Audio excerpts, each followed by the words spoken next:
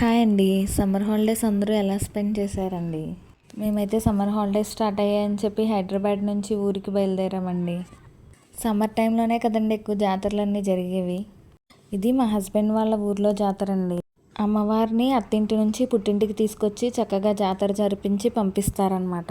జాతర చివరి రోజు అయితే మంచి ఎంటర్టైన్మెంట్ ప్రోగ్రామ్స్ కూడా ఉంటాయి.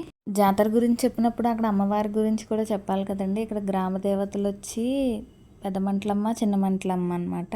విశ్వామిత్ర మహర్షి యాగ సంరక్షణార్థం ఆ శ్రీరామచంద్రుడిని తీసుకొచ్చారు కదండి తాటక సంహారం కోసం. ఆ తాటక సంహారం జరిగిన తర్వాత యాగం సఫలమైంది కదండి. ఆ యజ్ఞంలోంచి పుట్టిన అమ్మవార్లే ఈ పెద్దమంట్లమ్మ, చిన్నమంట్లమ్మ అమ్మవారు. అక్కడ జాతర చూసిన తర్వాత మా ఊరికి వచ్చామండి. మా ఊరిలో కూడా జాతర మొదలైంది. ఈవిడే మా గోగులమ్మ అమ్మవారు. చాలా పవర్ఫుల్ అనమాట. ఈవిడికి 7 సంవత్సరాల తర్వాత చేస్తున్నారండి జాతర. అక్కడ కూడా చాలా అరేంజ్ చేశారనమాట. బొమ్మలు చూడడానికి, సాంస్కృతిక కార్యక్రమాలు, ఇంకా పిల్లలు ఆడుకోవడానికి ఎగ్జిబిషన్ టైప్లో జైంట్ వీల్ అన్నీ పెట్టారు.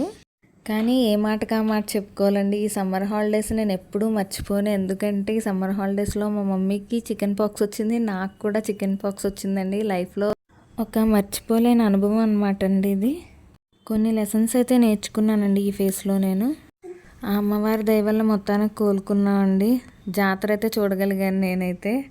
జాతర జరిగిన నాలో ఏదో ఒక ప్రోగ్రాం జరుగుతూనే ఉందండి.